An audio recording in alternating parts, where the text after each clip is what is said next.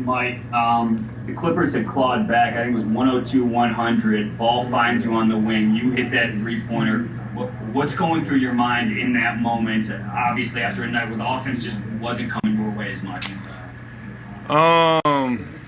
And it was, I think Yoke found me on the wing. Everybody know it wasn't the best shot selection, but something made me shoot it, so I shot it. It was really a God thing. So it was a clutch shot, but you know, I'm just glad I could help my team in that last couple minutes come away with that dub. All right, next we'll go to Mark Kisler. Mark, go ahead. Hey, Michael. Let's go another few seconds after you made that big shot. You've been criticized for your defense, but you made a big block and a big rebound after that at the defensive end. How important was that for you and for your team? Yeah, you know, I'm just really when the game comes down to the wire, everybody got to be flying around. So, you know, my offense wasn't really flowing tonight.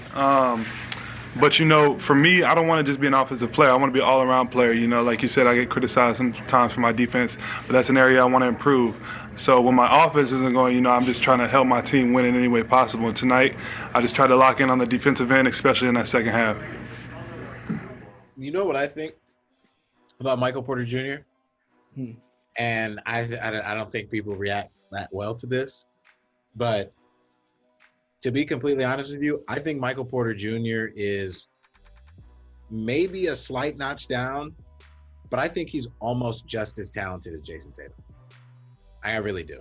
And I know people probably think that that's a bold statement because Jayson Tatum's like this stud star for the Celtics. But this is what I say.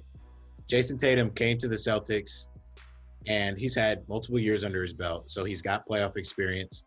He was playing with Kyrie at first, but then when Kyrie got hurt, it basically became his team, and he was the guy in the clutch moment. So he's had the experience late in games, this, that, and the other. Michael Porter Jr., on the other hand, I see a guy who can shoot the three. I see a guy who can mid-range pull up. His release looks a lot like Kevin Durant. He's incredibly tall and lanky, so he's going to get better at defense and rebounding as he bulks up over the years. He doesn't get the crunch time opportunities that Jayson Tatum gets with the Celtics because they've got Jamal Murray and Jokic on the squad. So he's automatically at least third on that, and he's coming off the bench. But when we're talking about just talent and versatility on offense, specifically offense, I think he's almost just as talented as Jayson Tatum. And I think if he were on a team where he could be featured more, I think we would see that he's that good, at least within the next year or so. That's what I think about Michael Porter Jr. I think he's literally going to be a future all-star and honestly a problem in this league if given the opportunity by minutes. Yeah, I agree. I think that's a pretty fair statement to say. I mean, he's on a team that, you know, he's not going to be the guy. He was injured for a whole year, so they're not going to put that pressure on him. So he's kind of easing his way into the league, whereas, you know, Jayson Tatum kind of had to take the bull by the horns, you know, his first year going to the Eastern Conference Finals. They have very similar games. I like MPJ's jump shot a lot. He shoots it with a lot of confidence.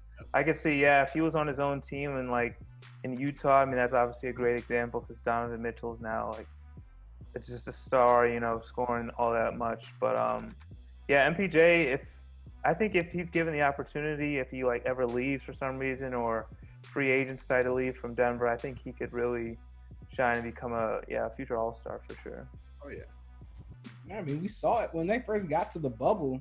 You know, he was one of the best. Yeah, he was scoring. Like he's a natural scorer, number one high school player in the country. So I mean, the talent upside's always there. But like I said, he's just in a tough spot right now. Like, you know, like the Jayson Tatum. He's just a rook. Yeah, he's a rook against like hellacious wing defenders with the Clippers. Like it's just a lot for him. I don't think that and then like you said, everybody's going to be going at him defensively.